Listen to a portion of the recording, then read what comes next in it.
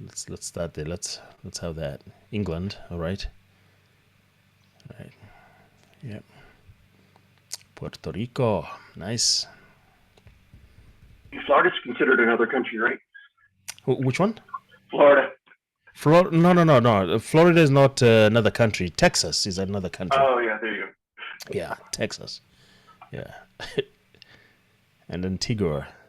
Well, I guess you could technically say California is another one. You could say that. All right.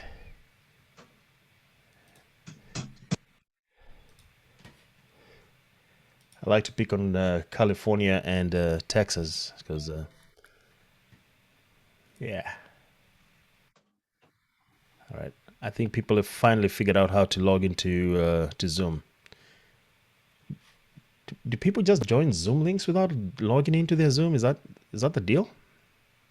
Is that what happens? Yeah, I just clicked on the link. I did not log into Zoom. Yeah, you might have been logged in already, right? Don't think so. I'm not sure actually how it's working, but I just click on your link Yeah. and here I am. Yep. You have to log into your Zoom link to log into these. That helps prevent all those bots that they just hand for links and then just join and ruin the whole thing for everybody. Filters out the real people from the unreal. So very, very awesome. So I'd like to see your faces if that's okay for a few minutes before we start, and then you can, if you want to stay on video, that's cool. If not, that's all right, and get to know each other. Cool. So we will get started here.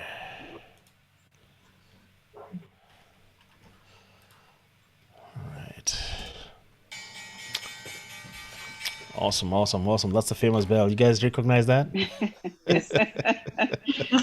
Great sound effect. Nice. So welcome everyone. Today is Saturday. This is Saturdays with Eddie. I am Eddie, and you are you. How about that? And it's one big happy family. I see a few familiar faces, some that I haven't seen for a long time. I'm gonna pick on some of these people, so just to hear their voice. I'm always excited about this. I think we're going to be all over the place, like I said today, because we have people. Anybody who's never been on this call, by the way, anybody who's not been on this call, how about let's start there? I've never been. Okay, you never been. All right, Esther has never been on this call. So you just found me on the internet and you clicked on the link? I was just looking for random things to click, and I was like, Eddie sounds good. Yeah. No, not really. Yeah. Imagine Not that. really. Yeah. All right. Okay. It must be one of those fortuitous things. I was at I did trade and travel just the initial half of it, and I joined a Wednesday call. Yeah. And I joined on the day you were leaving, and I saw all these people talking about Eddie's leaving, and I'm like, well, that's nice. Yeah. It seems like he was the nicest guy and he's leaving. So, and then I saw something about options with Eddie, and I'm like, it took me a couple of weeks. Right? I'm like, let me find out. At least I finished the course and I've been, trading a little bit here and there, but I am brand spanking new to options. Awesome. I can tell you that. Awesome. Mm-hmm. Very cool. Welcome aboard. Welcome to Options with Eddie. This is our Saturdays with Eddie, I should say. Well, both. Yes. Saturday with Eddie. Yeah. Yep. Anyone else new? Never been here before? Right. I've not been here before. I learned about you through Gail's class. Mm-hmm. So the Canadian, link. So I think when I joined Trade and Travel, then I think you were just having that. There was a Saturday class you had with them sometime in March or February. Yeah. Mm-hmm. Yeah. So awesome. With that, I tried to, check out on YouTube and on Facebook. So with that, that's how I found it. Very, very, very cool. Very cool. Awesome. Yeah, a lot of people find me on the internet, and they find me through Trade and Travel. So that's cool. That's all nice. We are one big happy family, and the objective is to learn and keep learning. No matter where you are, you will always find something. You never lose. So thanks for joining today. I'm assuming everybody else has been here before, so I won't waste too much time with around the room introductions already. This is a long list, and we have a lot to do. So I was talking to a few of you earlier. Uh, you know, we were trying to decide what are we going to talk about. So options obviously is what we want to focus on, and maybe even some credit spreads. What do you guys think? Are credit spreads a good thing to talk about today, or do you want to do a Q&A? What anybody Credit struggling out spread. there? What's Credit that? spreads. Let's Credit go. spreads, right? Are they the right thing to do this season, right? Yes, Are please, they? credit spreads. You think they are? Okay. Anybody else feel the same way? Yes, no, maybe. Yes, feel the same way. You feel the same way, right? Okay, all right. With a bit of questions and answers, of course. Yeah, and some Q. Well, we gotta have Q&A, man, especially with you on board, man. Right, Steve? Yeah, thanks. I appreciate you calling me out like that. That's okay. I need somebody to pick on. I need someone to pick on. So, all right. Well, let's first talk about the market. I'm going to share my screen here. Desktop number 3. Let's do that. And when we talk about the market, what are we actually talking? What are we referring to? What is the market anyway? Is it one particular stock? Is it the S&P 500? Is it I mean, what the heck is the market anyway, right? So here's the market. Let me zoom in a little bit here. I'll make this bigger, if you will. This is the S&P 500, and I'm going to zoom out here to 2 years. Most of you came in around this time, right? Most of you came in around this time when somebody told you that you all you need to do is just put a little bit of money in the market, and it's up we go, nonstop. You cannot lose, right? That's what most of you had. That's what most of us had, until that trend broke. Look what happened right about September. So September, market went down, and we were like, oh, well, it's a pullback. It's a slight pullback, and we're going to go back up. And, we're shooting for the moon. At that point, we were buying calls at 4,800 because we seriously thought 4,800 was the one. We hit 4,800, and we were thinking 5,000. Right? I'm talking about S&P. So S&P 5,000. I'm one of the guys that was buying calls for the 5,000 because the trend line was saying that we are heading to 5,000. We've broken that small recession, that pullback over here. We pulled back a little bit. We had a double mountain top, and so 5,000 seemed like a really sweet deal. Well, guess what happened? 5,000 never happened. Doesn't even look like it's going to happen tomorrow or next week. And from that point of 4,800, we've just been going down, maybe a little bit of pullback and then down. So how do we trade this market? How does somebody who came in when things were so nice and rosy that, all he did was just buy calls and sit back and wait, right? How do you now deal with these? That is the biggest question. So we're going to try and decipher that. We're going to try and decipher that. How do you work with that? And I want to hear also some of your ideas about what you've been doing. Let me first turn off this sound that says when you leave and join. There we go. All right, done deal. And also let me check. Am I recording this? Where's my record button? Yes, you are. There we go. Yeah, cool. All right. Sometimes I forget. Sometimes yeah, that's what it is. I forget. Cool. So this market, what have I been doing? What have people been doing? I'll tell you what I've been doing. I'm traditionally a call credit guy and put credit guy. The spreads. I like spreads because I don't have to know too much, right?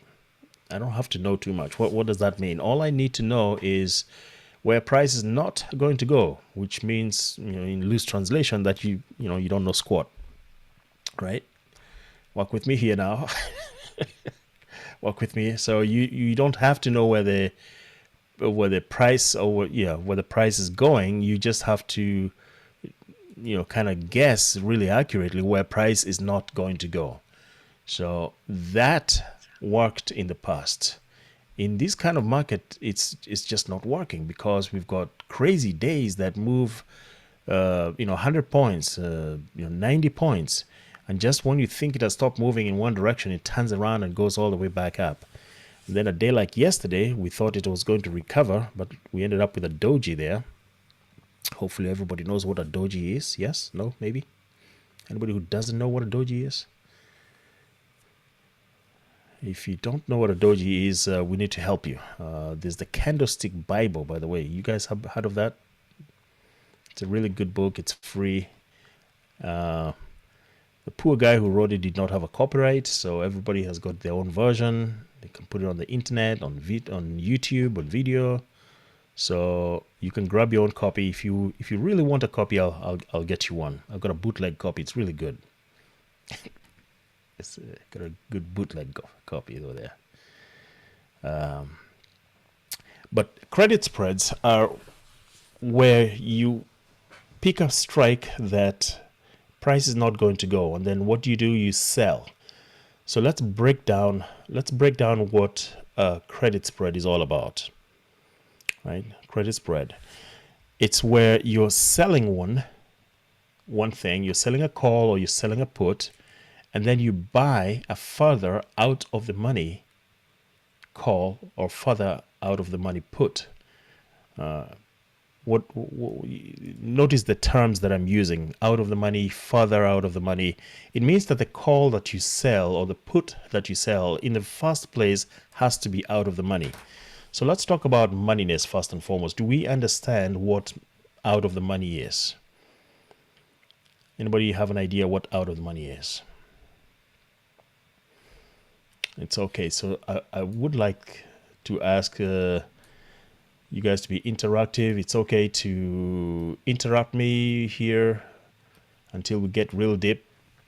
So feel free to just, unmute yourself and say the answer, or, say what you feel. Does it mean that the price is further away from the current price? Is that out of the money? Yes, but the question is in which direction?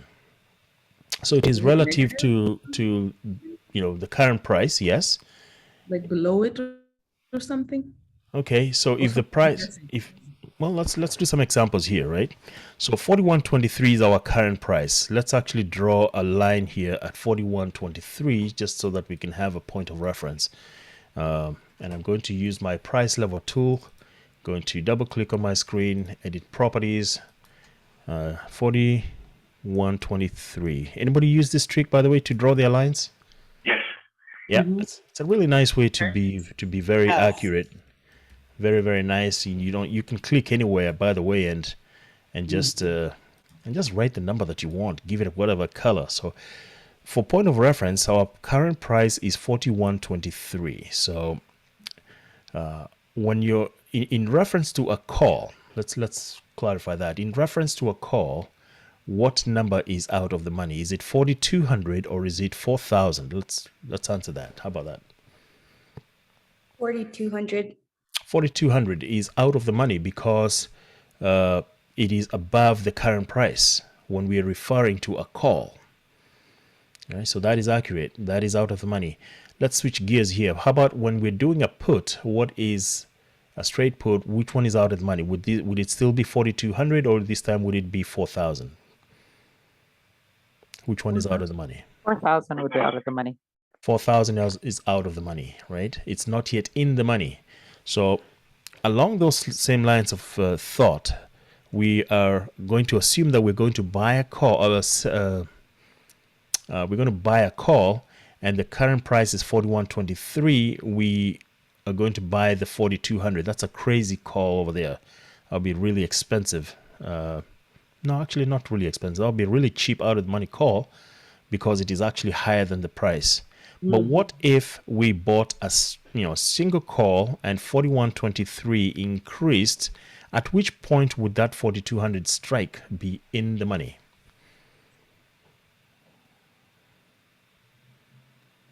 Once it gets closer to the current price. Yeah, once it actually reaches 4200, then at that time it is now in the money. Yes. Yes. It's as simple as that, because when we first bought the strike, it was out of the money, and as the price went towards it, it got in the money. Now, let's also think about it. When we bought it, what do you think? It was a very expensive strike or not?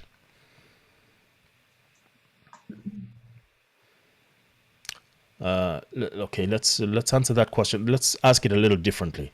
Imagine that you've got two choices. You have two strikes that you can pick to buy a call. What if we bought the 4100 strike and we are also considering buying the 4200 strike? Which one would be more expensive? The 4100 would be more expensive. The 4100 would be more expensive. Why is that? Because it's closer to the current price. It is closer to the current price and it is also in the money. Is that right? Yes. It has a higher delta. It is in the money. And it's very, very close to the current price. So the further we go out of the money, the less that call option becomes. And so the 4200 strike would obviously be more expensive, right? Sorry, less expensive. The 4200, this 4200 would be less expensive. It would be cheaper. Let's give this 4100 strike, let's give it a value. And an easy way to give it a value is to, I'm just going to go to my options chain. I will go to... Eddie, can you make your screen bigger too, like you always do? Thank you. Increase my font size. Yes, I can do that. Let's go with, shall we go with large? How about that? Is large good? Is that better? Yeah. Okay. All right. So let's go with 9. This is 2 DTE. By the way, everybody knows what DTE means, right? Mm-hmm. DTE is days to expiration, right? I may be repeating myself on some of these basic things, and the reason I do that is for the benefit of people who are watching this the first time. So I will just explain some of the things that I think that you ought to know. So 9th of May, I'm going to look for the 4100 strike. I'm looking at spread single here. So it's going to cost me how much? Somebody just blurted out. I'm pointing to it. Or type it in the chat. That's fine. That's fine too. The 4100 strike is the one that we're talking about. $4,440. Yep, $4,440 American. And we're also going to look at the price of the 4200. So notice that my strikes right now, I'm showing 14 of them here. And I do not have 4200. So how am I ever going to know what the price of the 4200 strike is? Well, fear not. All you have to do is just increase the number of strikes that you can see here. So I'm going to increase these to about 30. Then I'm going to, 30 is not enough. I am going to increase these maybe to 40. What do you think about that? And you're all wondering, man, this guy is doing it the hard way. Why didn't he just click on all? Oh. Yeah, why didn't I just do that? Well, when you click on all, you're telling the system, go bring me all that data associated with what you're looking. You're slowing down yourself. How about that? Yeah. Right. So just tell it what you want, right? Right. Increase the number here, and it's not common that you're going to use all anyway. There's really no reason to do that. So 4200 strike is going to cost you $5.80 in premium, which we know in the real world is actually $580. How do I know that? Because I'm multiplying it by 100. And why did I do that? Why did I multiply by 100? Again, a very, very basic thing is because one options contract represents 100 shares, right? And the system also tells me, this system must think I'm pretty dumb because, it tells me all the time 100. Is it dumb? No, it's not dumb, because when I go to futures, it's not always 100. It could be 1,000, it could be 10,000. Right? So it's very, very analytical and wants to let me know that you're dealing in hundreds. So that is not an accident that you've got that 100 next to the expiration date. Yes? All right, so 580, let's think about that now. So in one instance, we could spend $4,440, I think, for the 4,100 strike. Let me remind myself, 4440. And that's for the 4,100 strike. And for the 4,200 strike, I could spend $580. I'm writing these down so that I can remember these numbers. All right. I'm building a case here. So just bear with me. Let's see how this is going to help us.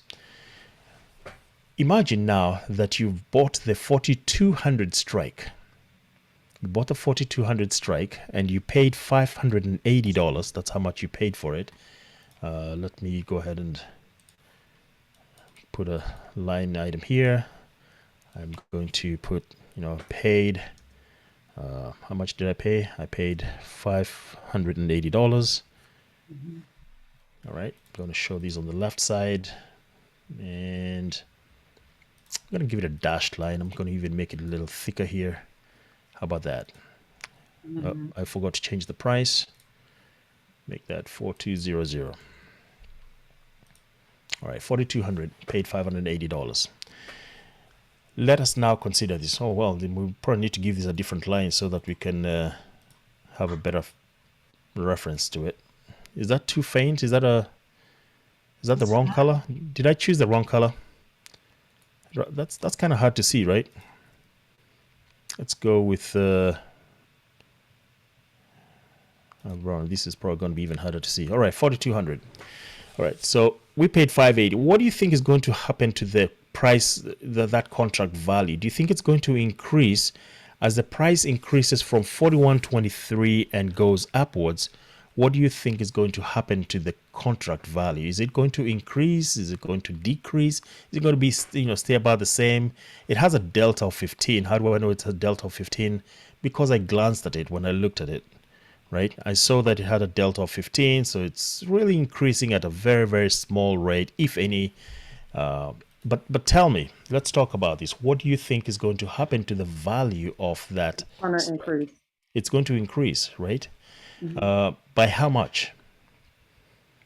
$15. $15, give or take, every time that Moves $1. it moves $1, or it could even move less. Why? Because theta is very, very high at that moment, so theta might even be killing that 15 cents. So it might be moving at maybe 10 cents, but for the sake of calculation, we're going to go with 15. And that is the dilemma, by the way, when you pick us, so far out of the money, you are fighting with theta at the same time, right? You're fighting with theta at the same time. But the closer it gets to the money, then it is starting to have, it never has any intrinsic value until it becomes in the money. You are all familiar with intrinsic value and extrinsic value, yes?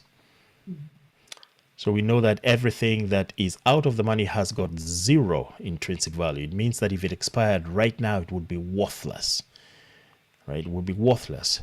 But if it expired in the money, it's got some intrinsic value which never decays, and it would have some value. You'd be paid by the broker. Is everybody understanding that part? Yes. Yeah. I don't see a lot of shaking heads. I don't see a lot of yeses. So I'm not too sure. All right. Use the chat, by the way. Say yes, no, maybe. Yes. All right. Cool. Yes. All right. Awesome. Me like that. Me encanto. I like that. So we know that now that we bought this out of the money strike, 4,200, and as the price moves towards it, the value is increasing. The value is increasing. That is a very, very important concept. Why is that? Because when we talk about spreads and we sell a further out of the money strike, if price were to increase and move towards the 4,200, the value of that spread would increase. Are you starting to see where I'm going with this?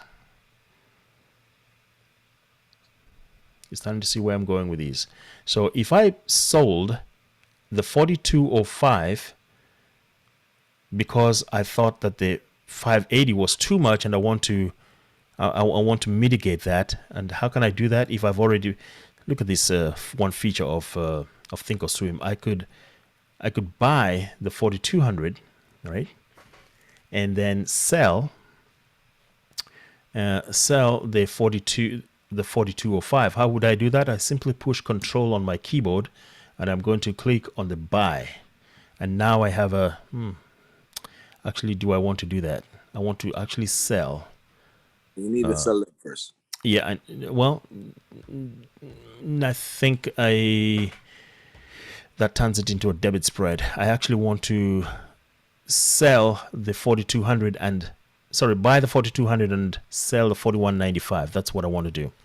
Let me do that one more time. I want to, or you can do it vice versa. I mean, that's one way. So I'm buying the 4200 and I am selling the 4195, and I'm ending up with a credit. This is exactly what I wanted to do. 4195, 4200. So I will explain that in a second. But 4195, 4200 is now my spread. Why did I sell this? Let's first talk about what happens when you sell. There's two theses, by the way. When you buy a call, when you just buy a straight call, you're saying that price is going to increase. That is your thesis, right? Mm-hmm. But when you sell a call, you're saying that price is going to reduce, right? Price is going to either reduce or stay below the price point, that the strike that you chose. So in this particular case, I am saying that, you know what? I think price is not going to go up to 41.95.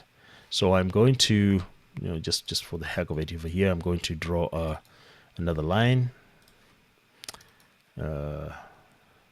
Did I do another line? Price tool. Yep, here we go. Edit properties, 41.95. So I'm going to sell the 41.95. So I'm going to push that -1, show it on the left, and give it a nice dashed line there. So we are selling the 41.95 and we are buying the 4200. What we're saying in this particular instance is that we think price is going to remain below 41.95. If I just went into my platform and tried to sell the 41.95 on its own, the platform really won't let me do that. The broker will say, no, you're not allowed to sell naked. That's a new term, naked. Anybody heard of that? Yeah. When it comes to stock trading, selling naked or selling naked? Yep. Yeah. Yep. Yep. Is it a good thing? No. No. Man, you guys are no fun, man. What's the romance in that? So we don't want to sell naked. Selling naked, if you don't know what selling naked is when you are selling a position that you do not own, nothing to back it up. It's like trying to sell insurance for a car that does not exist. I think that's the best I can come up with, right? That's illegal, if anything. Let me tell you what else is illegal. Opening accounts for people that don't exist. Anybody remember Wells Fargo? Mm-hmm. Yeah? I would say those were naked accounts.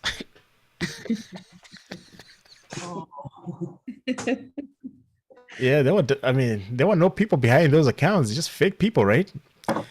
It's the same thing. When you sell naked, you don't actually sell the share, you own the shares. You can do that if the broker lets you do that, right? You have to have an extraordinary level of privilege to be able to do that. Most people do not. In fact, on an index, it is unlikely that even with the highest of privileges that you would be able to sell naked on the S&P 500. That would represent enormous risk, not just to you, but to the broker. So to mitigate that, what we do is buy the asset behind it, which is going to be further out of the money, right? And I think at the beginning of the call, I think I'm now remembering. I think I reversed my thesis on a credit spread. It's actually sell closer to the sell out of the money and then buy further out of the money, right? So just a quick correction on that. So we're selling the 41.95 to cover ourselves. We're buying the 4,200. We're doing this in one transaction, and the net effect of that is that because the one that we're selling is actually less expensive than the one that we're buying, we end up with a credit. Take a look at that. We end up with a credit, right? And how do we know that? Let's take a look here. We look at the 41.95. No, the short one is more expensive. Apparently, the short one is more expensive than the long. So you end up with a credit. You get paid. So in this particular case, how much are we getting paid? 80 cents, or in real money, $80. When you just multiply that by 100, so you get a credit. Let's go back to our original idea discussion of when the price is moving upwards from 41.23 towards this spread that we now created. What do you think is happening to the value of the spread?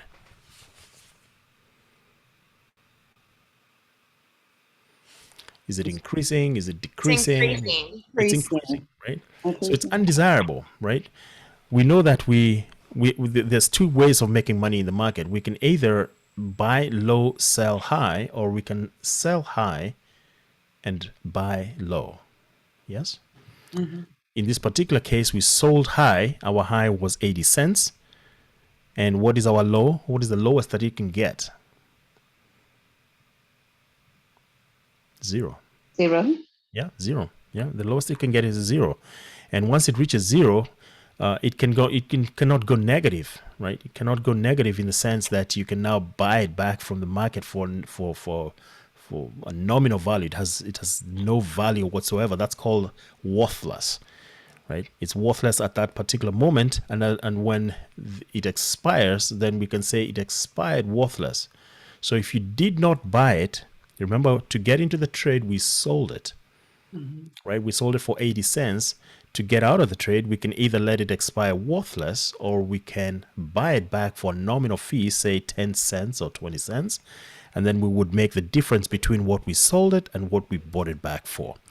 So once you enter this trade, your thesis is that price is going to trend lower, remain below 41.95, and as it comes back upwards, if the price goes towards you, then when I say you, I mean your spread. You're worried. You're really worried, right? You're really worried because the value of your spread is increasing from 80 cents. It is now $1, $2, and so on and so forth.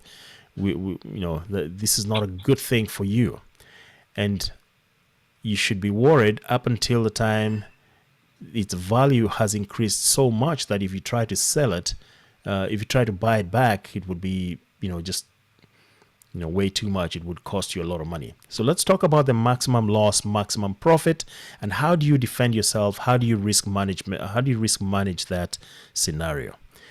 So let's do some exercises here.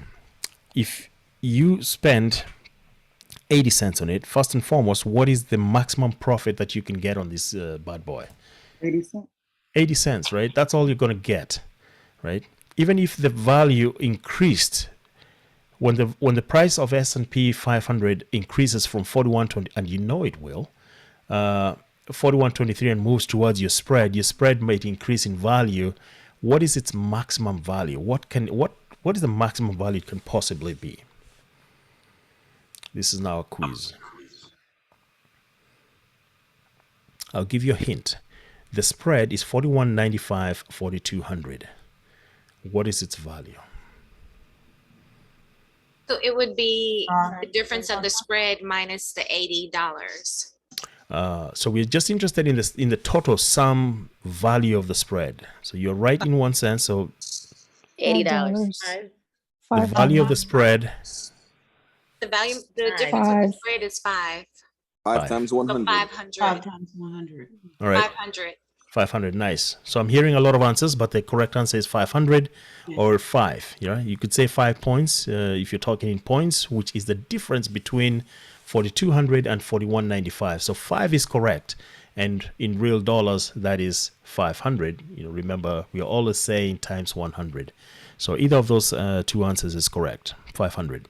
So now that we know that the value is 5, it means that we can now start to think about what our max loss could look like, right? We can think of what max loss would look like. If we sold these at 80 cents and the value is not decreasing, it is increasing instead, it means that at one point, its value will be 5 minus how much we sold it for. Is that about right? Right. So our maximum loss would be the value of the spread, the maximum value of the spread, or the width of the spread. That's a new term now. We're not talking about the width of the spread.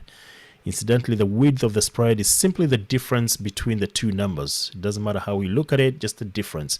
4,200 minus 4,195, or take the absolute value of 4,195 minus 4,200. That's a mathematical term, the absolute value.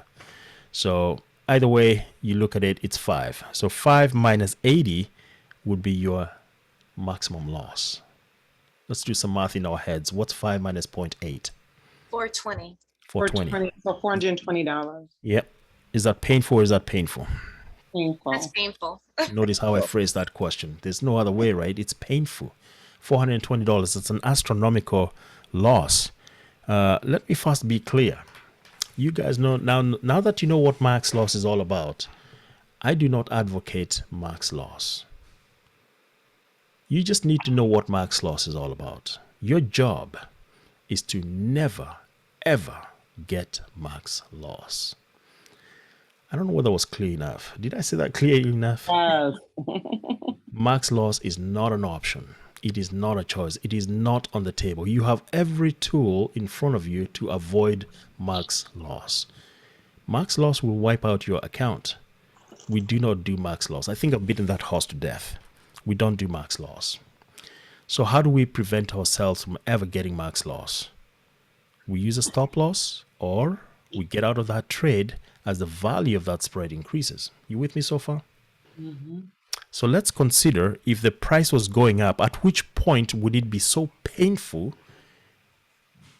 that you cannot possibly get anything out of it? At what point is that?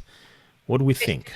If it goes past 41.95, then you would be really in bad shape, wouldn't it? You would really be in bad shape, because at that time we can say it has done a condition called breaching the spread. The spread has been breached, right? But even before it gets to that, what about that 80 cents?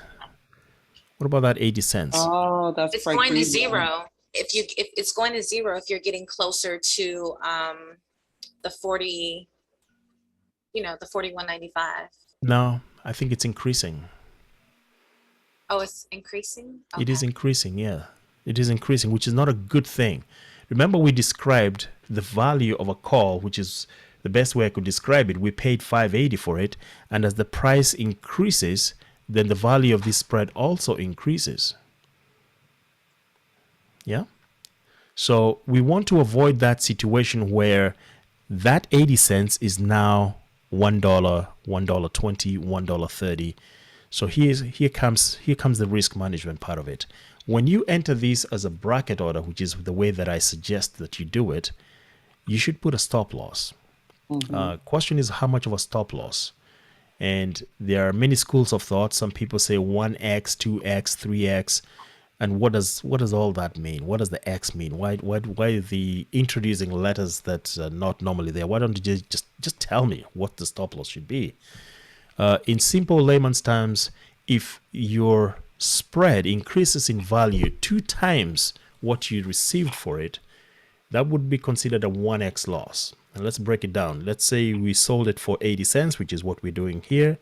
And the value of this spread has now reached $1.60. Would you say that's 80 times 2? Mm-hmm. Yeah. At that point, if you decided to close that trade, how much would you lose? $1.60. How much? $160. $160, but you received 80 cents. So what's your net loss? $80. $80. And that's why we call it 1x. That is why we call it the 1x loss. So the 1x loss is 2 times your premium. So if I sold the spread for 80 cents and it increases in value 2 times what I received, in this case it is $1.60. If I close the trade at that particular moment, I will have lost $80. And that's why it's called a 1x. Let's think about what a 2x would be. What would be my stop loss for 2x? $240. 240. Okay. Well, let's do the math. 2x would be simply 2 times 80, right? So pulling out my plus 0.8. I think 240. That's right. Is that what you say? 2.4? 240. Yeah, 240. Right. So 240 would be my 2x loss, and depending on what your account looks like, it may recover. Why would anybody do a 2x loss instead of a 1x loss? Because you're thinking that the trade might recover and start going back down, yes? Because many times you might get stopped out at 1x, but the trade is still good. Maybe at 41.50, your trade, maybe you got in too early. That's usually the reason. You got in too early. You got paid 80 cents. Price is now at 41.50, which is $40 away from your spread. Its value is now $2, and based on what the market is doing, it looks like maybe it hits a high over there of 41.57 like it did Friday, and the trade is still good, but now the spread is 170 and you've been knocked out. Trade was still good, right? Do you see why you might want to do a 2x if you get in too low? Right. Yes? Yes. Would I do a 3x? Well, let's think about it. Here's another rule that I usually provide. If you're going to do a credit spread and you're trying to set a stop loss, your stop loss should never, ever be more than 50% of the width of the spread. What is the width of the spread in this case? 5. 5. So half of that, or 50%, would be what? 2.5. 2.5. So a 2x would be the maximum that you would ever do. And you certainly don't want to do more than 250, because now you'd be losing half the value of that spread. Mathematically speaking, statistically speaking, all that, once a spread has reached half its value, the likelihood of it recovering is very, very slim, right? Your odds of winning in that trade tremendously disappear, right?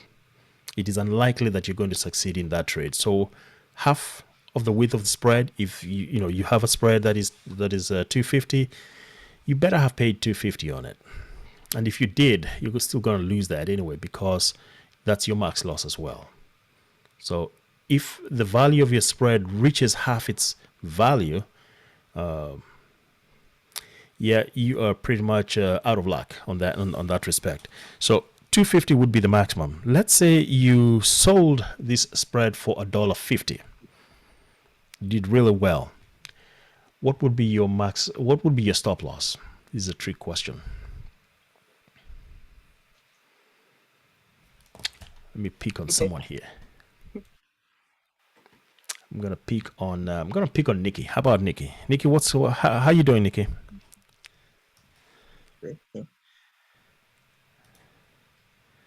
That's because that's the name that's on my screen. $200. $200. Okay, all right. What?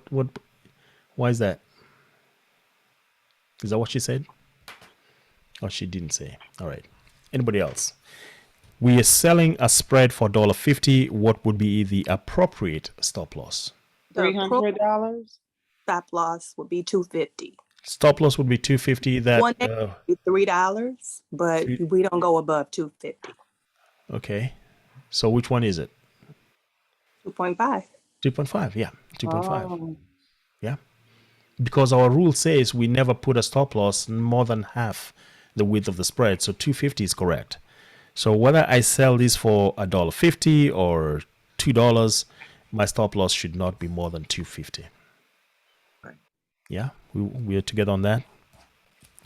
So now we know how to put a stop loss and or where to put a stop loss, and we understand that once we sell the spread, there's only, if the price is moving towards the spread, its value is increasing. And by the way, not just on a call credit spread, but also on a put credit spread. And I think we'll do if we have time, we'll do an example on a put credit spread to see how that works.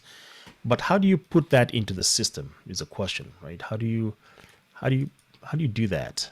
So let's go to trade, and this is our spread. By the way, you notice that I did this the manual way, which was to click on one and then do control click. That's a really difficult way. The easier way is to obviously go from spread single to spread vertical. That's what I just did, and I am now going to look for that spread, which was the 41.95, 4200, and since I'm going to be let's see. Since I'm going to be doing call credit spread, I'm going to be on this side, the out of the money. We are always going to sell out of the money. When we sell spreads, we sell them out of the money unless you have a strategy that calls for selling a spread in the money. And those do exist. They're very lucrative. You would need to see me and we can talk about that. By the way, a small commercial break here. I do teach options in excruciatingly deep detail on my program Options with Eddie. You can go to optionswitheddie.com. Somebody drop a link for me there, please, if you don't mind. And my email as well. And if you're watching this on video as well, please subscribe for more tips. I'm trying to be a YouTuber here. Do the math. So there we go. When you're doing debit spreads, sorry, I lost my train of thought. The vertical spreads, then it's easier to choose spread vertical and then choose the spread itself. The other way, by the way, now that I remember that we have people in Canada and outside of the US who are not able to use Thinkorswim, that was the other way to get into a spread. Let me just go back there and do it one more time for you guys. So what we did is that we sold the 41.95. That's going to be on the bid column. So I clicked on the 6, which is on the bid column, and then I looked for the 4200 and I clicked on the ask column.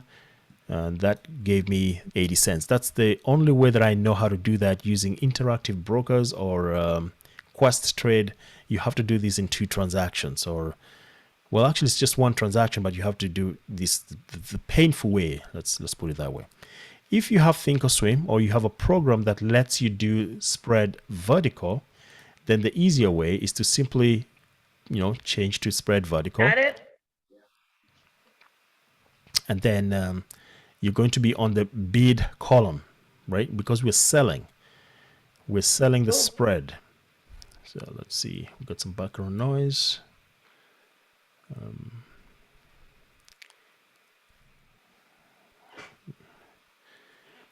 Help me out, Brittany. Mute everyone. There we go.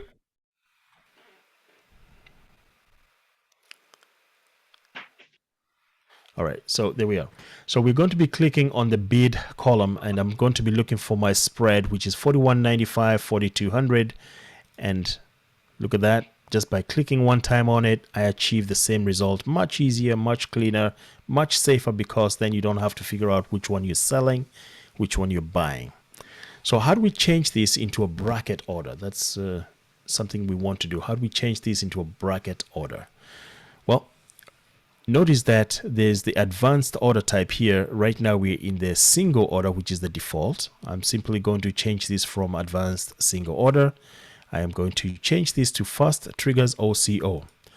OCO, I am yet to discover the true meaning of it, but in many schools of thought, I think they say one cancels the other, or order cancels order, depending on what type, what part of town. They all mean the same thing, basically. It's that you're creating an order type that is mutually exclusive. One is going to happen. So let's see, how do I do this? I'm going to mute all. Here we go. All right. So now, can you still hear me? Yes? No? Maybe? Yes. Somebody type yes. Yeah, there we go. Okay, great. Yes. Thank you. So we want to create the opposite order. Why the opposite order? Because this is what is considered sell to open. We're selling this order to open it. And to close it, we have to buy to close. Basically the opposite of what we did to open it. So I'm going to right click anywhere on this red area and I'm going to create the duplicate order. Notice that now it says debit. The call that I was selling in the first place is now a buy. I know that because it says buy and also it says +1. That's more important. And look at that. We're going to buy it. In order for me to make any money, should I buy it for more than 80 cents or less than 80 cents? What do you think? Less, Much less. How much less? about 20 cents. About 20 cents. All right. Could I buy it for 10 cents maybe? Yes. Yeah. All right. So let's I like 10 cents. That way I can make about 70 cents. 80 minus 10 is 70. Yeah. And now the protection part of it. I want to protect myself. That's the stop loss.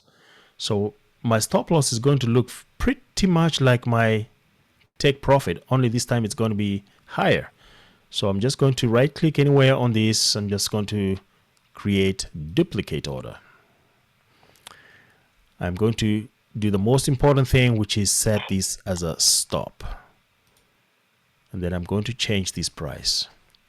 So we agreed that we could do a 1x or we could do a 2x. I like to do a 1x. So a 1x would have me stop myself out at $1.60. At that particular moment, I would have lost $80. Is that right? Yes.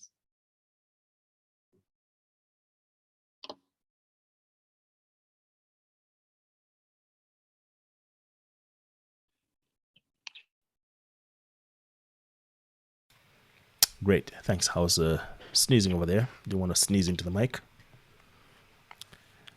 So there we go. And we'd send this, and obviously we would do a GTC on this one because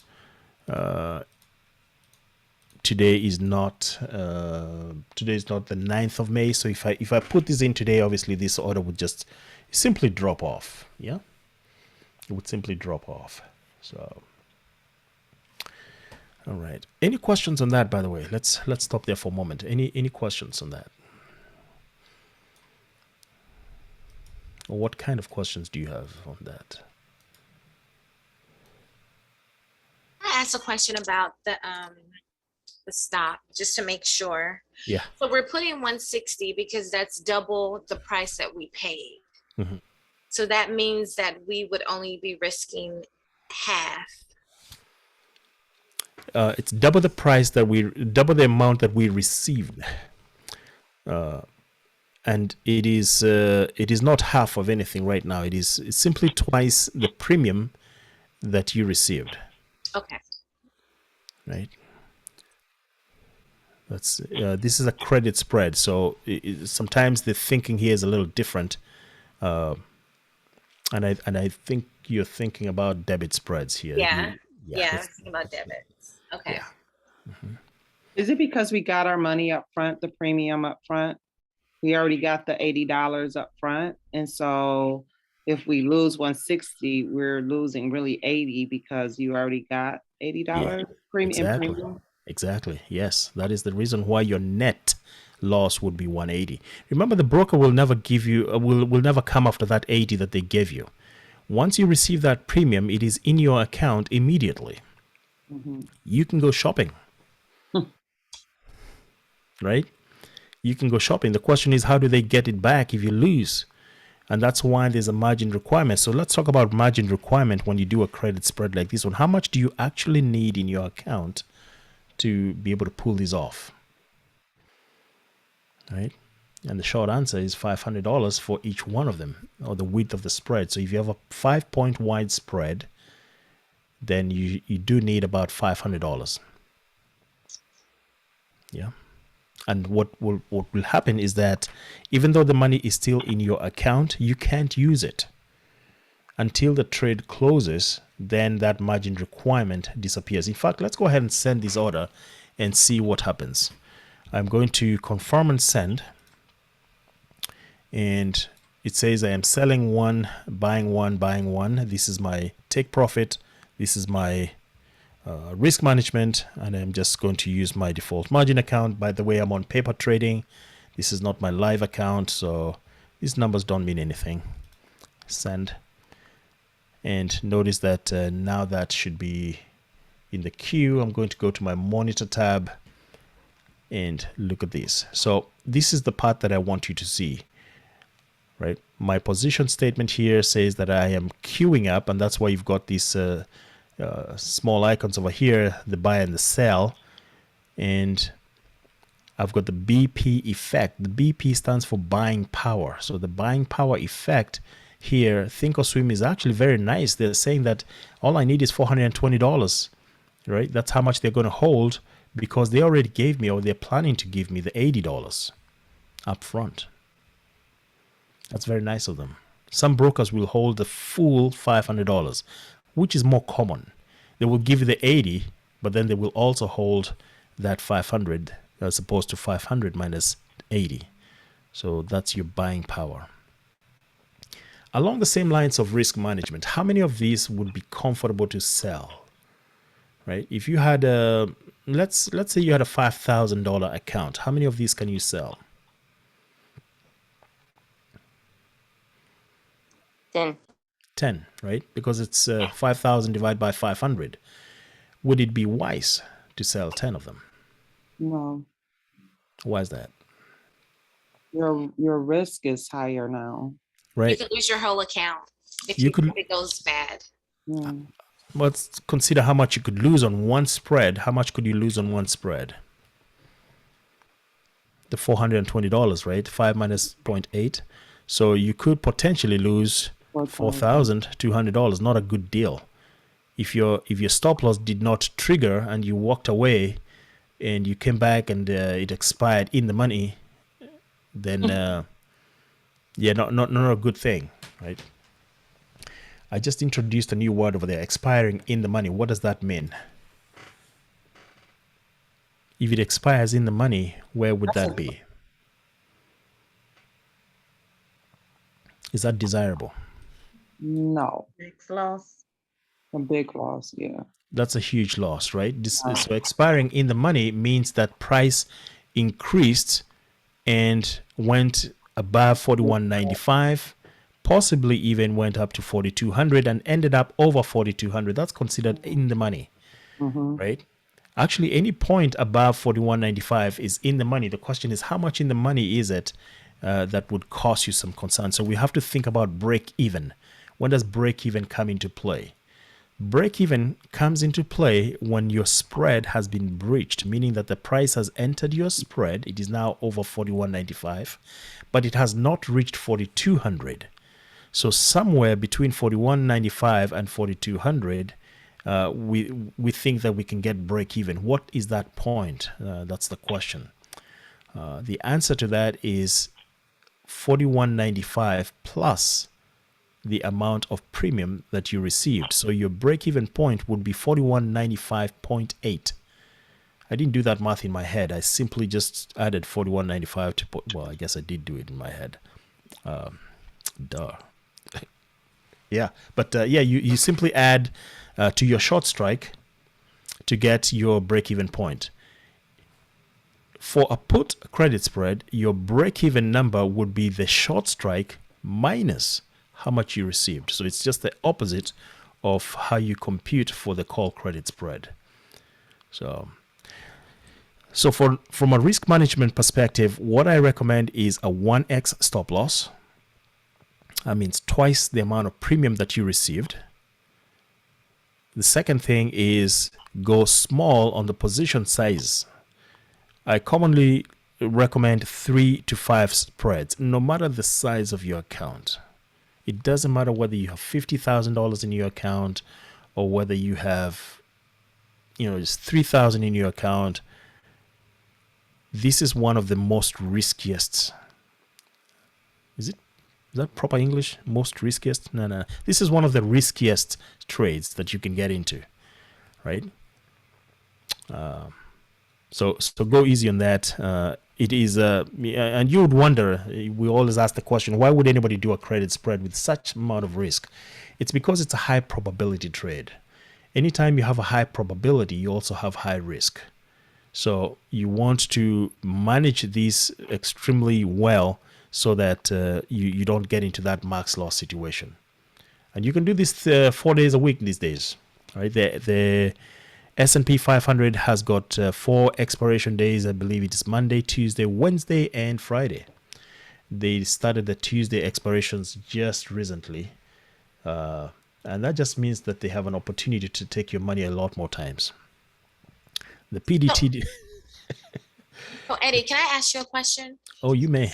So when we're doing the credit spreads, how many DTEs is the best to go out? Like how far should we go out again? So the rule, or my rule, I should say, is when you're going long on something that you're paying, you go 45 to 90 days, right? If you're selling, then you go as short DTE as you can.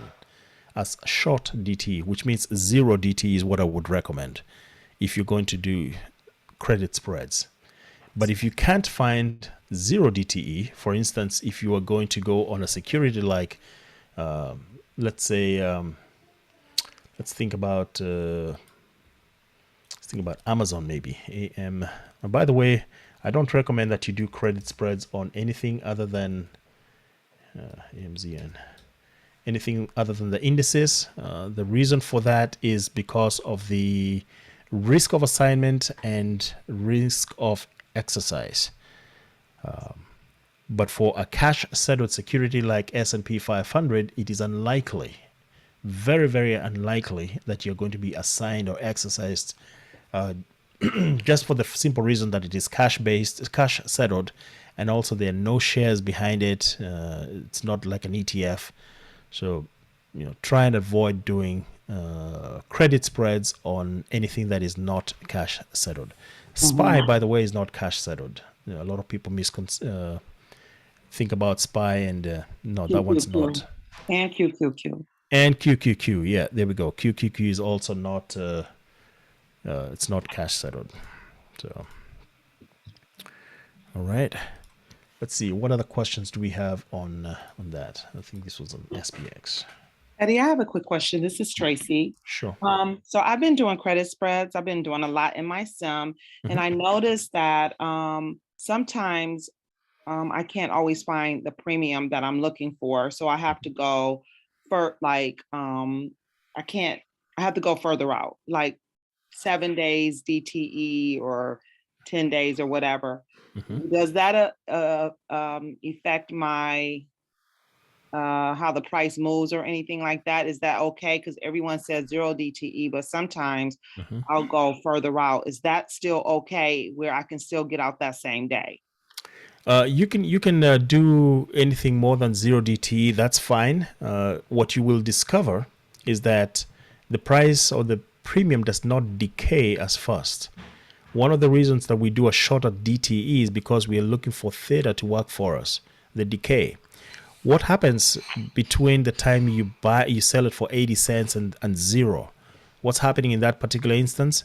It is decaying. The premium is decaying. Right. So on a 0 DTE, we know that theta works very, very aggressively, and that's the advantage that we are trying to take advantage of, I guess, by the premium decaying so fast that it moves from 80 cents or $1 to 0 all in about 1 day or less. In most cases, if you do a credit spread and you pick the right strikes and the market moves in the right direction, you should get results in about 45 to 90 minutes. Yes. Most days, right? Unless, and if you don't get out, if you don't watch the turnaround point, then you're going to miss it and it's no longer a good trade. So this is one of those trades that if you're going to do credit spreads, you either need your take profit very, very quickly as soon as you get in. In case you're not able to do a bracket order, I would suggest that as soon as your order is filled, you put in your take profit order, your buy to close, right? You buy to close. And that way, when the price reduces, when the value of your spread reduces to that comfortable level, and you can also do a cancel replace, you pick your profits. Reason we do that a lot of times, especially on SPX, is because look at what happens. Let me switch over to the I'm going to switch over to the 15-minute. By the way, I'm going to cancel this order. And how am I going to do that? I can do that straight from the chart. I am going to simply click on this X, and I have canceled my vertical. Yep, supposed to cancel all of them. There we go. All right, I'm going to go to the 15-minute on this particular date. We're going to look at Friday. So here's Friday, and I'm also going to draw a trend line here for market open right about here. Would you say that? So just put in a mark here. There we go. Just so that we have a visual of what the market did.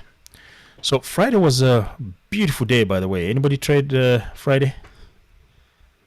I was smiling. I was smiling all the way to the bank. I'm smiling most days. I like it. So anyway, Friday we saw a drop.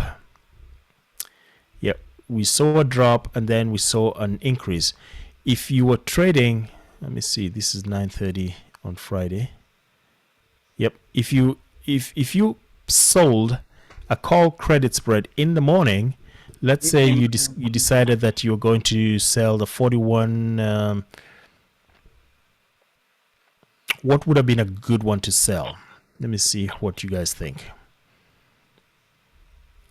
Let's do some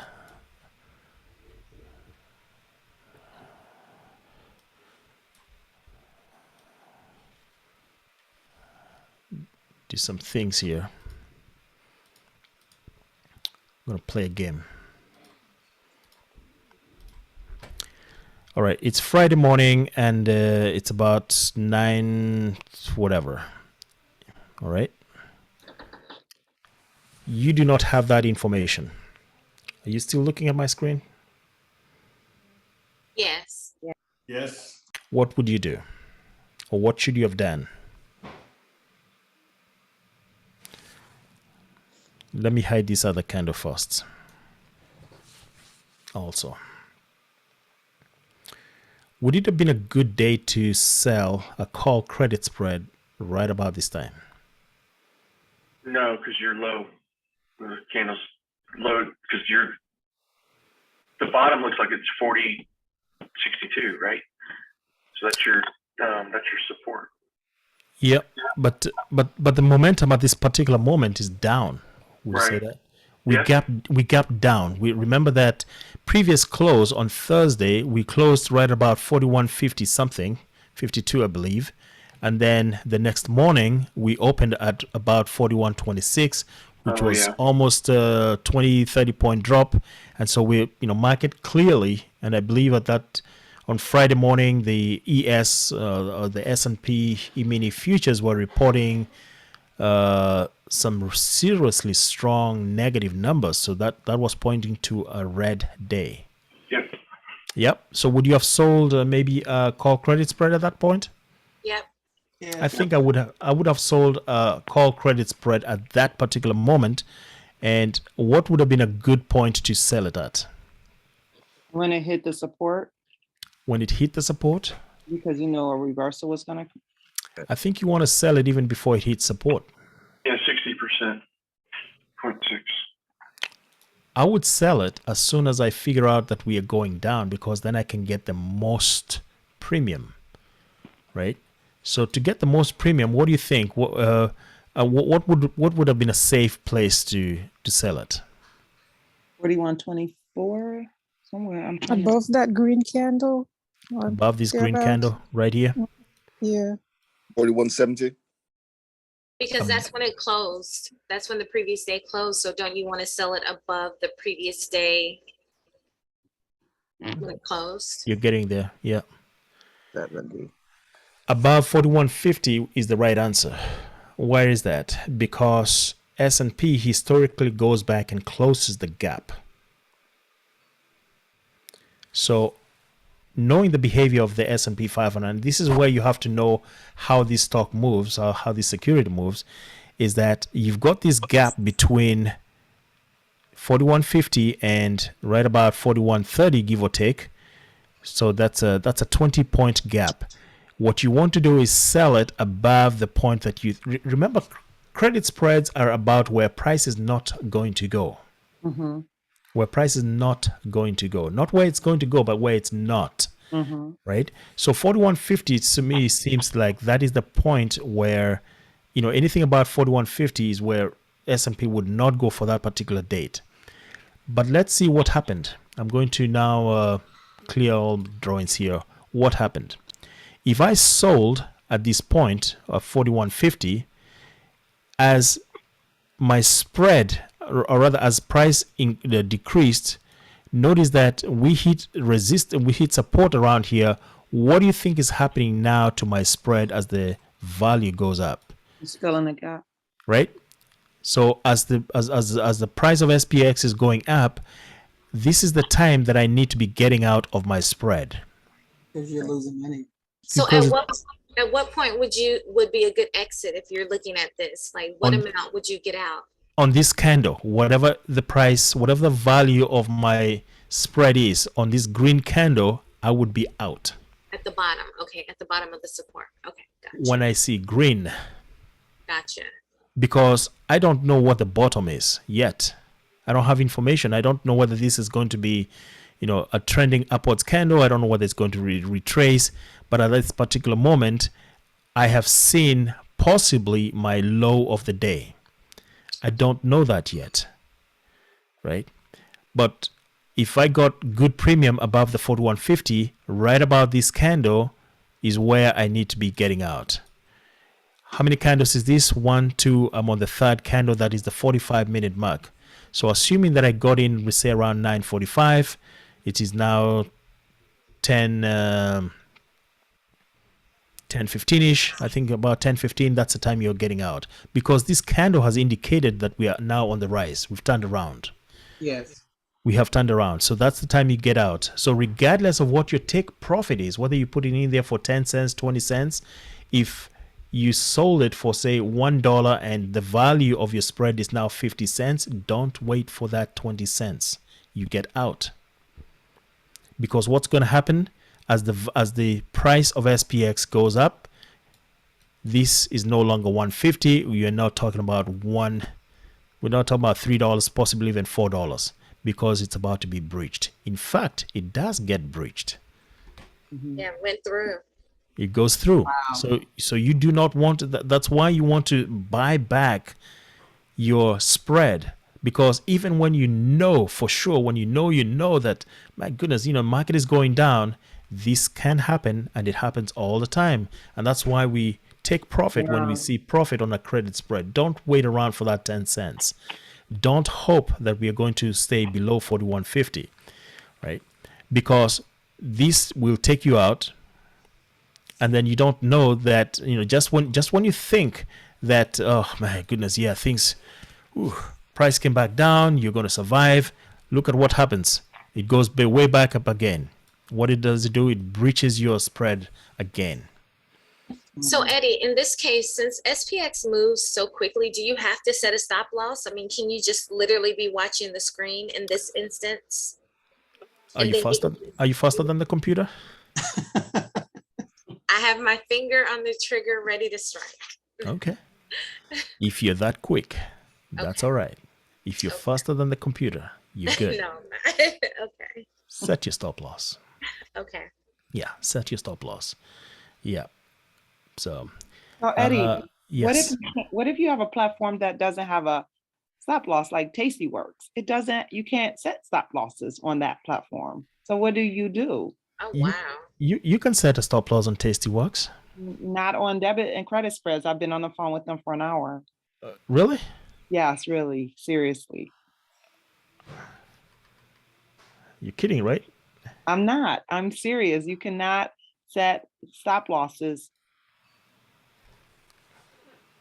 So look into that and let me know, because I've been so confused. I won't do it on that platform. And they gave me my level that I needed. So Yeah. I finally got my level, but I'm like, oh man, I can't do what I want to do. And I'm too nervous to go live in a credit spread and not be able to use the method you taught me in my bracket order. So Yep. Okay. I'm going to look into that. Tasty Works cannot do a stop loss. not on a Okay. debit spread, only on stocks, they said. Okay. I'm actually logged into my Tasty Works here, so I could have sworn that I have done stop losses on that. Okay, if you have, let me know. I could be Yep. wrong, but maybe. Okay, we can talk Yep. about that later. Yeah, we'll talk about that later, but I believe you can. I do have Tastyworks. The broker platform that she's referring to is one of my other favorites that if I was not recommending Thinkorswim, I would be recommending Tastyworks, but that's a different story there. Hey, Eddie, Yes. on this example, Mm-hmm. where would you put your stop loss when you're getting in and you don't know exactly, where this is going to go? Oh, I know. I know. I know how much I received in premium. So you would do a 1X? Always 1X for me. Okay. Yep. It's simple. I don't have to think about it. Mhm. I don't like to think too much. Mhm.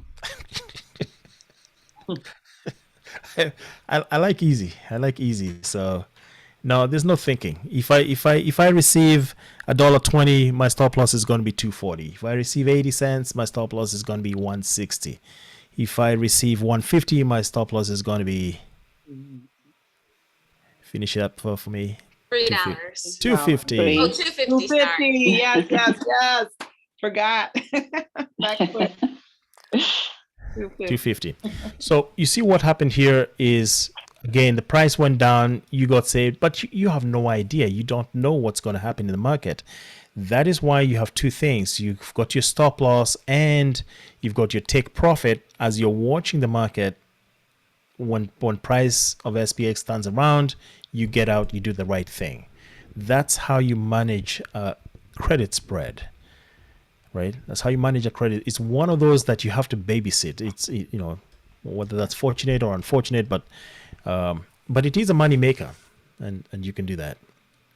So, Okay, can I ask a question, Eddie? Mm-hmm.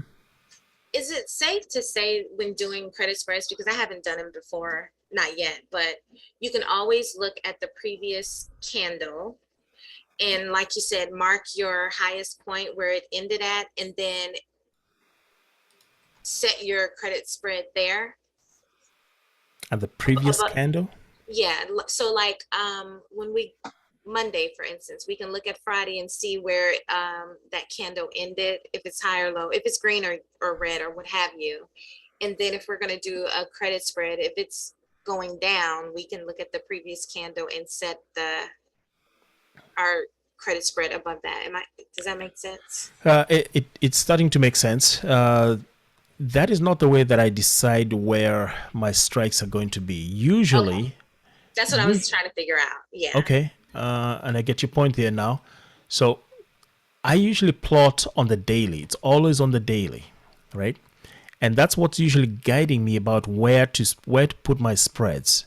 So you have to consider the support and the resistance. We are always going from support to resistance or vice versa. You want to be, if you're doing a call credit spread, you want to be above resistance. If you're doing a put credit spread, you want to be below support, right? Why is that? Because you're saying that the price, let's take a CCS for instance, you're saying that price is going to remain below a certain point. That point is resistance. That's the whole thing. Remember what we said about resistance, right? Anybody remember what that is or how to think about it? You've got your balloon that you're holding and you release it in the room and it hits the ceiling. It can't go any further than that. But if your fan is blowing and it blows over into the hallway, now it goes up to the second level. That's your second resistance. So always think about what your first resistance is. That's the determining point. That's where you're going to get the best premium, if that. And it should be the basis for how you pick your strikes. Okay. So, Eddie, can you talk us through how you determine if you're going to do a call credit spread or a put credit spread? Because Yep. I was a little nervous because I know there was a gap created from, I think, Wednesday night to Friday or Thursday morning. So I was Okay. thinking it might have been heading back towards that gap, but as we saw, it didn't close that gap. So thank you. I think the gap that you're referring to, you're talking about the Wednesday to Thursday. Now this is Friday, right? This is Thursday, and this is Wednesday. So let me. You could see it better in the 15-minute. Yep. All right. So you're talking about this gap over here. That's Yes. the Thursday gap, and on the day before there was there a gap on Wednesday? There's almost always a gap. Not much on Wednesday. Wednesday is when the Fed was speaking. Yeah, futures were pretty flat, I think, that morning too, and it opened Yep. exactly where it had closed. This is where we were waiting for JPO to talk. It was a beautiful day again for people who live on the edge. And then on Thursday, we had this gap over here that we have no chance of filling soon. Is that the one that you're referring to? Yes, Thursday to Friday? yes. Okay. Or sorry, wait, yeah, Wednesday to Thursday. Wednesday to Thursday. Oh, sorry, yeah, Wednesday to Thursday. Why would you think that one would fill soon? The market has just been so volatile, and I know for the SPX they really respect gaps. So Yeah. that's really all I was thinking. Yeah. And I think job reports came out positive as well. So It was very strong, very good, but it was overshadowed by other things. I never for one moment thought that we could fill this gap in the next few days. And the reason I would think about that, the reason I would think that is because this whole movement from over here all the way to up there was because of the Fed. Right? This represents about 2 o'clock when he opened his mouth. Right? He doesn't even have to speak. He just has to yawn. Right? So when he started speaking and decided, I was thinking about 75. Now I'm thinking 50. Dude, make up your mind. 75 or 50. Okay, 50. You guys know what I'm talking about? yes. 50 Yes. basis points, right? So so inflation and rates, but this is all Fed induced. There was a little bit of run up, actually a little bit of turmoil earlier on in the day when Biden was speaking. I think that was somewhere here, 11 o'clock. This represents when the president was speaking. I traded that one as well. Very nice. This was an even better trade, but when you're looking at the news-driven prices, you know that this is not sustainable. We're going to go back and fill this gap, just not soon, because this drop, this was 100, almost 100. I think we did 100 points on that day. Is that right? Let's do the math. 41.88 to 40. That's more than 100. That's almost 200. So that's a huge drop. I don't think we're going to feel it soon. Do you have a feeling otherwise? Do you have any intel that says otherwise? No, I wish I did. My account would be higher. But so it's safe to say that in this market, you're mainly sticking to call credit spreads. At this particular moment, because we are trending downwards. The other thing that I look at when I'm trying to decide, I do look at this map here. Last week this was all red. If it's showing all green, obviously you're doing a put credit spread. You're not doing call credit spreads, right? So I do look at the heat map to see what it's doing. So Thank you. but you do bring up a good point there when we talk about gaps, because like we said, SPX almost always fills gaps. So let me pose a question to all of you people, because you all do a lot of charting, I think, right? Where do you think the market is happening? Are there any gaps we think that we have not filled?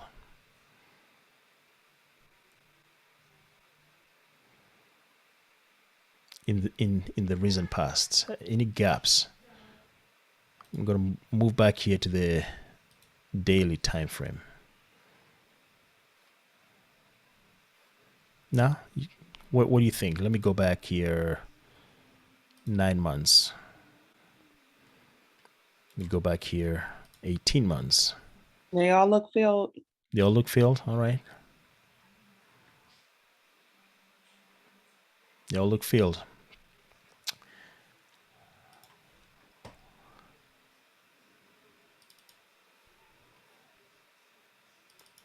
What do you all think of that? Yeah, there's one in one's not April, filled. like 21. It's not Yeah, filled. What do you think we're going to do? gonna fill it. Fill it. It's gonna fill it. What number is this? Wow. It's gonna keep going down. Oh, wow. I don't give financial advice, guys.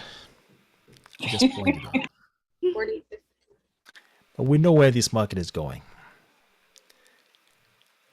And we don't like gaps. And we have a gap here. I think we're going to hit it. So that's my take on it on the market. So Monday we should be doing credit spread. No, I didn't say that. I have no idea. I have no idea. So, yeah, you just have to read the charts. The charts don't lie. SPX, if you know it, we always fill the gaps. So there's a gap over here from 4019 to 4034. I think it is significant enough. There is also some activity down here that wasn't very strong that I think could potentially be of interest. And that's why they're talking about going into the 3900s, 390 something. So my personal opinion is that if we get to 4,000, filling these is not out of the question. So 3971, which is one reason why I think that this recession is actually for real, that we're going to actually try and go down before we go up. So I'm not very keen on put credit spreads at the moment.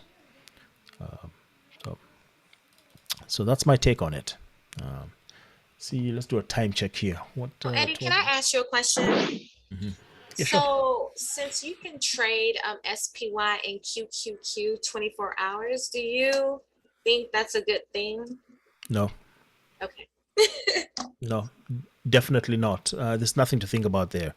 Don't trade after hours. The only thing that you can trade after hours, you cannot trade options after hours. Even though you have a ton of stocks that trade 24/7, you cannot trade options after hours. Okay.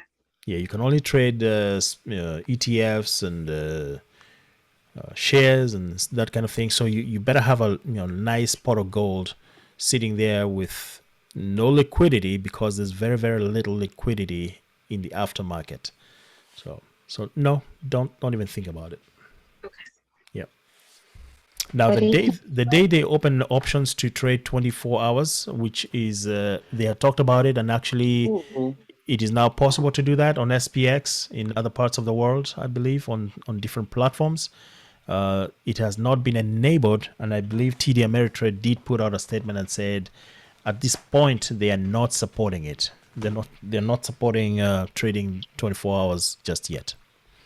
So let's go with a few more questions before we start closing. Eddie, this is Quick question for this one from Ed. Oh, go ahead, Tracy. Right. Oh, that's okay. Just so that we can have some order, let's raise some hands and then I'll just go Okay. that way. How about that? Tracy, you want to go ahead? Okay, because I can raise my hand. I apologize. That's Quick all right, question. Tracy. On this chart, on the chart, can you please label short leg, long leg closest to price? That's all I need, because if I'm on a platform where I have to build it out myself, it's not I can't go to vertical from single. I need to really be clear.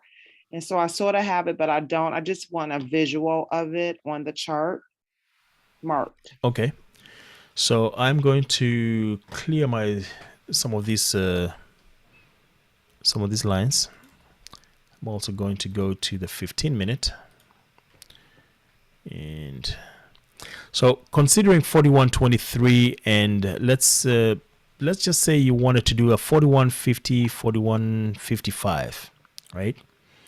41.50, 41.55 call credit spread. Your thesis being that price is not going to go above 41.50. That's the thesis, right?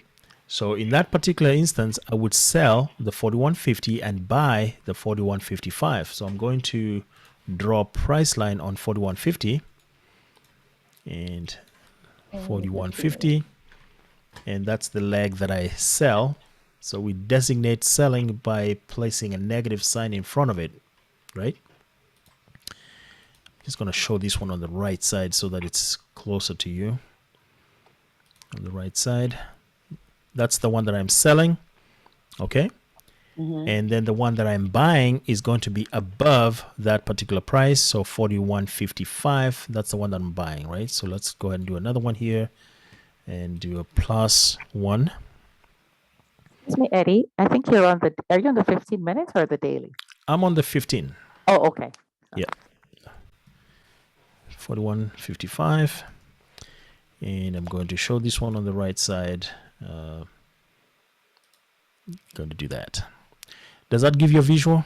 -1. -1 is the one that I'm selling. Short leg. +1 is the one that I'm buying. Long leg. Got it. All right. I got it. Thank you. That's all I needed. No problem. All right, Patience. Let me see if I can say that name. Musingarimi. How about that? Perfect. Yep. That's Muiwanji. it. Hello. Hey. Thank you very much for this session, Eddie. So question about risk management for single options, single puts and calls. So clearly with verticals, you described now going above $250 as your kind of stop loss.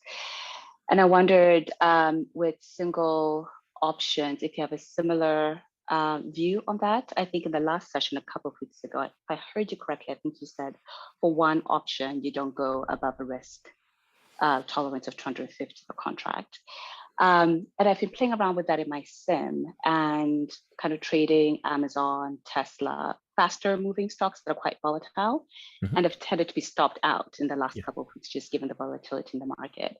So I'm wondering if you have any additional thoughts to share, if I'm approaching it like not quite in the right way, the way that you intended, given the market that we're in at the moment. Thank you. Sure. So what Patience is referring to is she's getting stopped out. She's getting stopped out. She's giving money to the market. They're loving her basically, and it's because her stop loss is too tiny. Is that about right? Yep, that's it. Okay. They love me. So Yes. so when you look at the ATR for SPX, which is 111 at this point, or you look at the ATR for Amazon, which is 154, those are very, very high moving, high volatile stocks. It means that it can move $2 in about 2 minutes, 20 seconds flat. Is that about right? Okay. So I'm going to pull up a chart of Amazon. I've got some numbers here. Let me see. Let me first save this chart here. No, I don't need to save this. So I'm just going to clear drawing set. And let's say her thesis here is that we usually go with a daily. What do we think Amazon is going to do? It's going to go down. Okay. So let's say she wants to buy a put here at $22.95 and wants to put a stop loss. Right now, the options are costing around, let's say she goes 30 days, so 34 days. I'm going to go 14 strikes. I'm going to change these to single. And at the money put would be, so $22.95. Anything above $22.95 would be in the money. So 2,300 is already in the money, even though this is reporting a delta of 4,800. Do you see how I did that, by the way? Yes. Right. So current price is $22.95. Strike is 2,300. The delta is reporting 48. Remember, I've always taught that you want 50 or above. Is that right? Yes. I've also said that it's in the money, at the money or slightly in the money. So this is misreporting simply because it's after market hours. But I know that it is definitely in the money because the 2300 strike is greater than the 2295. It's greater by 5. That qualifies. So it is definitely in the money. So anyhow, the premium on this one is 137.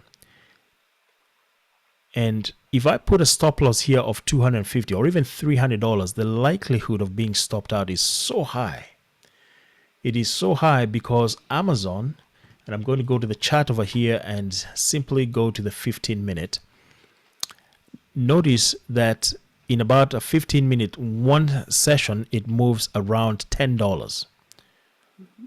Right? How do I know it's about $10? First and foremost, I'm looking at the x-axis. I'm seeing the difference between these numbers, and I see it's about 10. 80 to 90 is 10. 90 to 00 is 10 to 10 to 20. You get my drift, right? So on average, it's moving more than one box. So $10. What is $10 in premium? In terms of, let's say you bought something at the money. What would a $10 movement represent? $5. Five. So you know that in 15 minutes, if you have a stop loss of 5 or 500, you're going to be stopped out fairly quickly. Right? So my thinking when it comes to a stock that moves this much, $500 is nothing. Right? That would stop you out. I'd put a stop loss of maybe $1,000. But my game plan would also not be for harvesting $200. I'd be harvesting a whole lot more than $1,000. I'd be looking for 3,000, 4,000 to make it at least a 3 or 4 to 1. That is specific to this particular kind of stock. So you have to, identify. Let's go to another one. Let's say, let's choose our favorite, Apple. Look at Apple. Again, considering that the movement for each box on my grid here is about $2. Would you say that? Patience, what do you think? Yes, right? So here I can afford to put a $100 stop loss or $150 stop loss because it's not moving that much. So your stop loss has to be relative to what you're trading. It also has to be relative to what you're potentially going to get. So it would be reasonable to say, you know what, I'm on Apple. This thing moves slowly, about $5, $6 on average ATR. I can afford to put a stop loss of even $300 because I don't want to be prematurely stopped out because I want to ride it out. It's a swing trade. It's going to go a few days. But on Amazon, you have to increase that stop loss to a little bit bigger than that. $1,000 is actually a lot. So you might be better off employing a better strategy like a debit spread on Amazon rather than a straight call or a straight put. Sounds good. And thank you very much. And we'll go over that, Patience. I know I'm going to see you next week, right? Looking forward to it. Yep. I'm counting down the nights. All right. Good deal. Good deal. Yeah. Yeah, for those of you that might not be aware, I'm going to be hanging out with the UK crowd next week over there. So we're going to have a live session and try and see what we can do about S&P. So I'm looking forward to it. Awesome. Eddie, that $1,000 is per one contract, correct? That's on. Yeah, that would be one contract. Yeah. So if you scale that up to 2, that'd be $2,000. You scale up to 3, it'd be $3,000. Yeah, at that particular moment, you do need your CPA to be sitting with you. Yes. Yes. Don't do that. Don't risk too much. Don't risk too much. Let's see, Donald. What's up, Donald? Good morning, Eddie. How you doing? Oh, better than I deserve, man. Great session. Eddie, I have a question for you. So when you're calculating your profit, you have different equations that you're doing. And now, can you create a template that will allow you to use on different ticker symbols and you can edit as you go in instead of doing each profit you know, when you begin to trade, maybe it's not making too much sense what I'm saying, but I'm trying to figure out, I guess there's a short way, which I'm quite sure I'm not there yet, but I'm trying to think of a template that you can put in place and you can edit as you go in and do your call or put credit spreads. Is that possible? It is possible. It is possible to do that.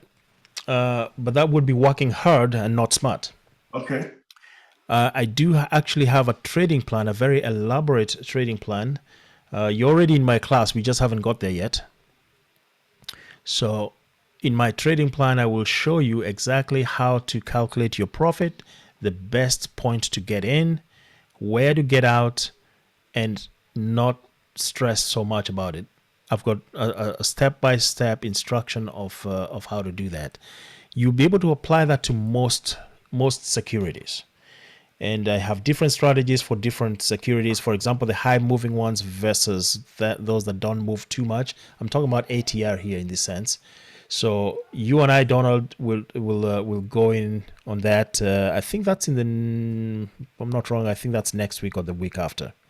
So okay, appreciate that. So yeah, I definitely have that I will share with you. So just for the record, this is for the Options with Eddie class program where we break down what is a good trade, how do we build an A+ trade, how do we get from point A to point B with as much confidence as we can get, so that when we go in there, regardless of what the market is doing, we are protecting ourselves on the downside, we are reaping the profits on the upside, and we're just not worried. We're not over there biting our nails thinking, my goodness, what if this thing goes to X or Y? So yeah, there are strategies that and calculations that we put in, and I would say that we've done it successfully for a very long time. So, thank you, sir. Appreciate that. You're welcome. Thanks for that question, Donald. All right, let's see. Udo, how you doing? Hi, Eddie. Hey. Yeah, I have a quick question. So yesterday I did 2 debit spreads. Yep. I noticed something. I was stopped out twice. The first time it was like 10 cents below what I got in, which wasn't my stop loss. Second time it was 10 cents above, and both times I was stopped out. I called Think or Swim. I didn't really get a satisfactory answer from the guy, but I'm just wondering if you've ever experienced this. He just said because it's a spread, it can stop me out anytime because I'm using stop market, and I'm not really sure if that's correct. So let me get that question again. I think I missed part of it. You said you were in a debit spread or a credit spread, or debit? You're in a debit spread and you got stopped out 10 cents below your stop? Cents below what I got in at. The second time, 10 cents above. Okay. Give me some numbers. What did you buy it for? 150. So you got stopped out at 140. Yes, and I had put in everything to stop me out at the right price. I put in my take profit. Yep. But both times, first time 10 cents less, then second time 10 cents more. So I didn't understand. What was your stop loss? It was 75 cents. But you got stopped out at 140. Yes, the first time. Then the second time, which was kind of abnormal for me. Mm-hmm. I think I know what went wrong over there, even without analyzing it a whole lot. On your bracket, or did you enter this as a bracket order? Yes. So I created a template, just get in fast and get out fast.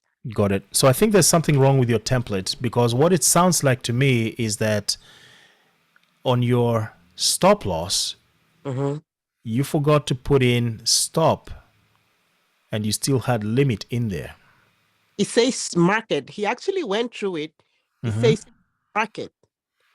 And he was like, there's just no way around it. Because I'm like, you know what, just take a look at my template in case I did anything wrong. Yeah, okay. He looked at it and said it was because it was stop market. I said, well, if I do stop limit, if it goes down, it's not going to take me out, except it comes up again. And he said, yeah. All right. Tell you what, since I need a bit more information here, maybe you can simulate an order, take a screenshot of that template, send it to me, and we'll schedule something together. Sounds good? Yeah, thank you. You're welcome. All right. I don't see. I think I've answered Donna. Donna, do you have another question? Your hand is still up. Maybe No, I not. do. I'm sorry. Okay, no, that's cool. No worries. No worries. All right. And I think we've answered most questions here. Cool. Let me see if I have any Steve has a messages here. question. Steve had a question. Okay. Hey, Steve. His hand is raised. Hey, Eddie, how you doing? Cool. Again. Okay. As you know, I'm always going to have a question for you. Now, just to elaborate further on the question that patients put forward there. Yeah. Distinguishing between a pullback and a reversal.